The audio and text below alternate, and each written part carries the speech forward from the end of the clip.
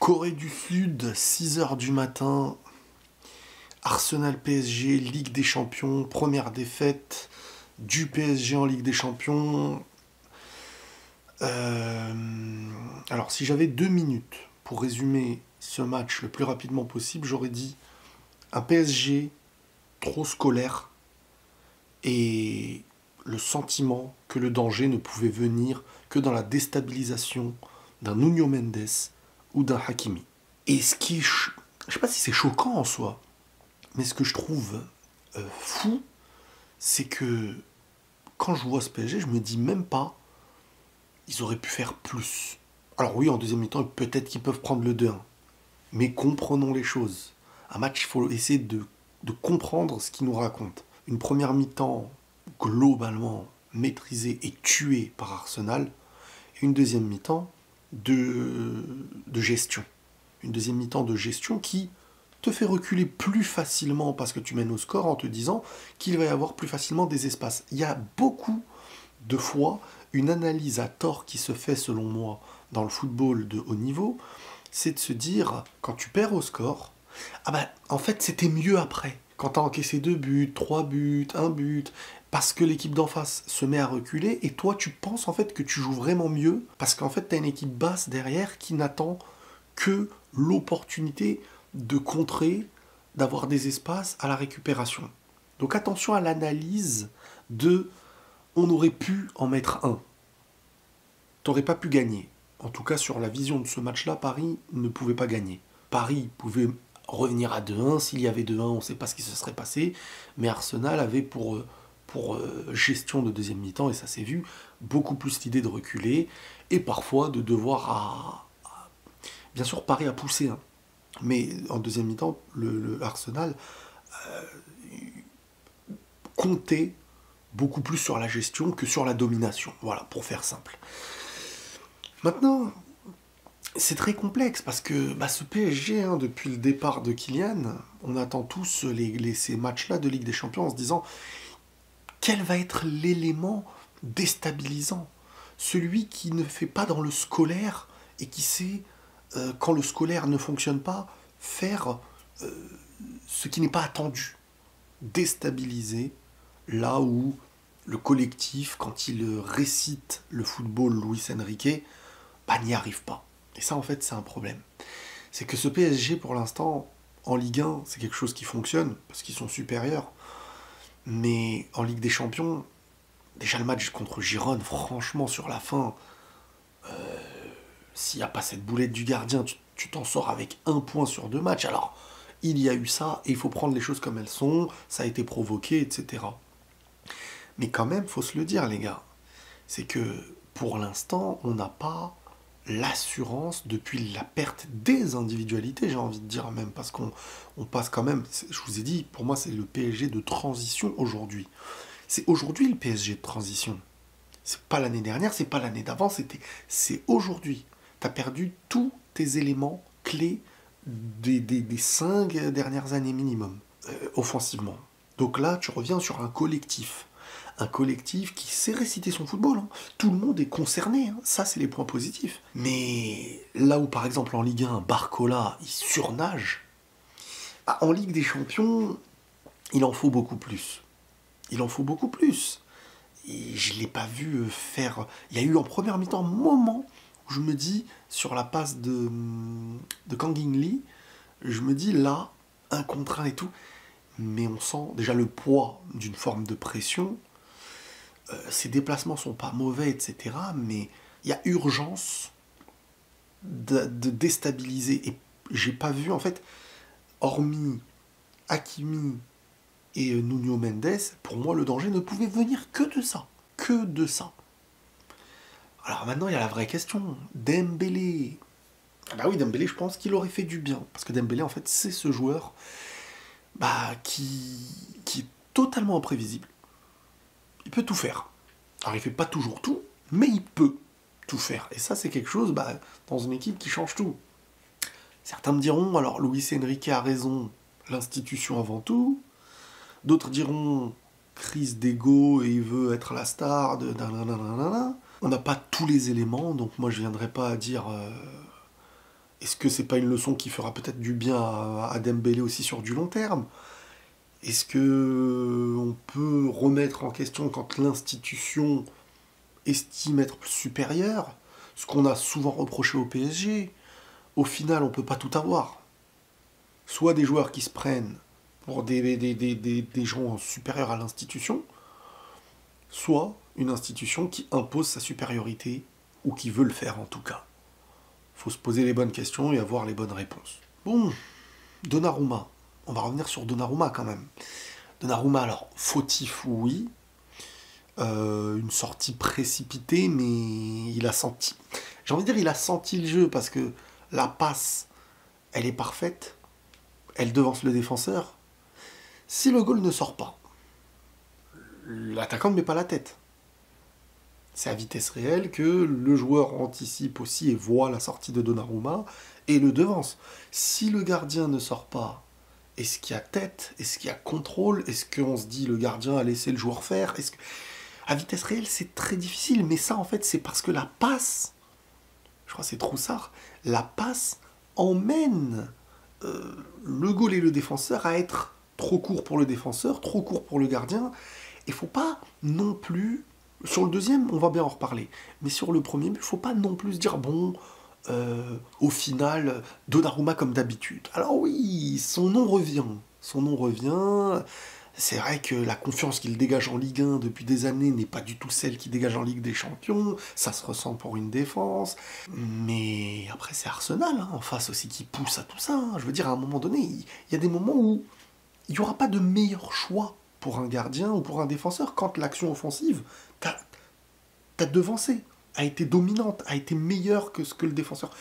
Quand un défenseur se mange un crochet et qu'il y a un duel avec le gardien, est-ce que le gardien doit sortir? Est-ce qu'il doit rester? S'il sort et qu'il se fait dribbler, ça se joue aussi à la domination de l'adversaire.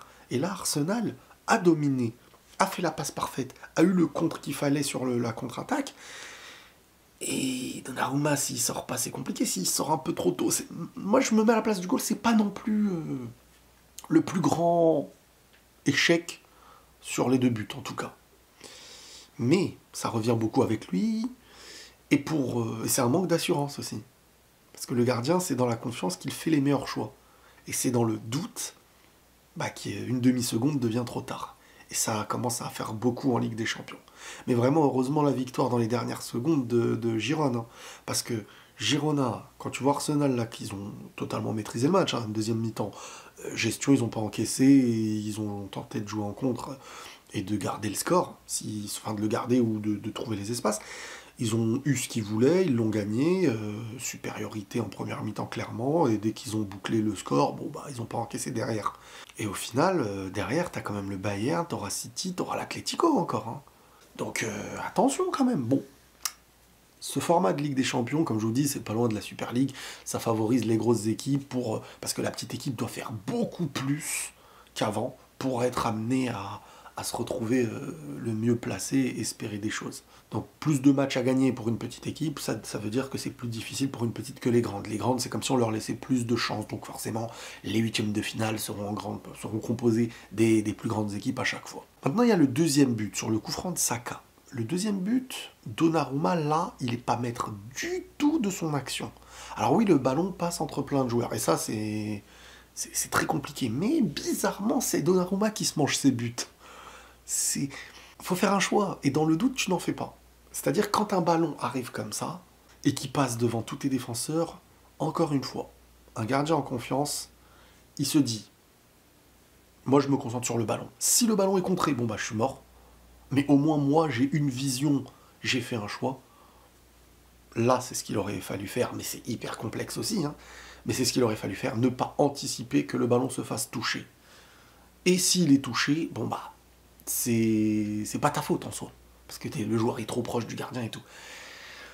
C'est, encore une fois, entre deux choses, un gardien qui hésite aura le plus souvent le mauvais choix. Ensuite, voilà. Ensuite, tu as des joueurs, je veux presque dire dans ce genre de match, des joueurs qui seront des joueurs standards.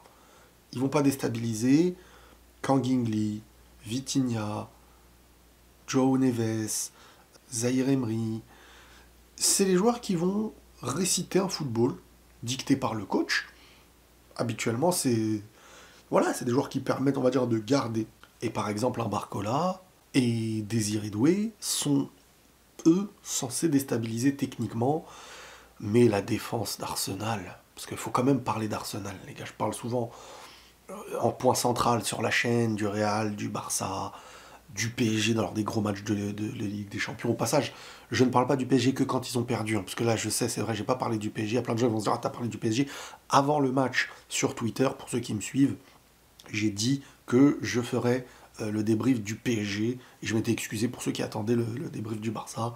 On pourrait y revenir peut-être dans des questions-réponses pour le Barça. Donc, comme je vous dis, Désiré Doué, Barcola, Kangin, c'est les joueurs, tu te dis, bon, Kangin va être entre tout plein de choses, hein, faire les bons choix, etc. et tout.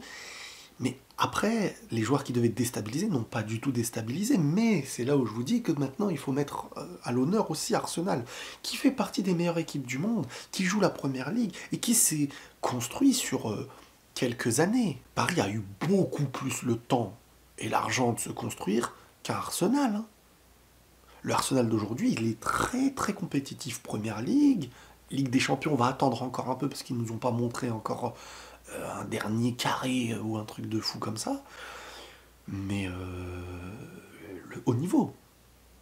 Ce PSG, il ne peut que se jauger sur la Ligue des Champions pour savoir si ce qu'enseigne Luis Enrique à ce club, actuellement, et la perte des éléments totalement déstabilisants, les grands joueurs, c'est là où on verra les choses. Et pour l'instant, entre le premier et le deuxième match, je suis désolé, mais Paris ne me montre pas, je ne veux pas dire mieux, parce qu'il ne me montre pas mieux qu'avant. Il me montre une équipe simplement plus concernée à 11, mais clairement moins capable de faire la différence. Arsenal, ce qui a fait la différence, c'est qu'on sent que les intentions ont été conclues.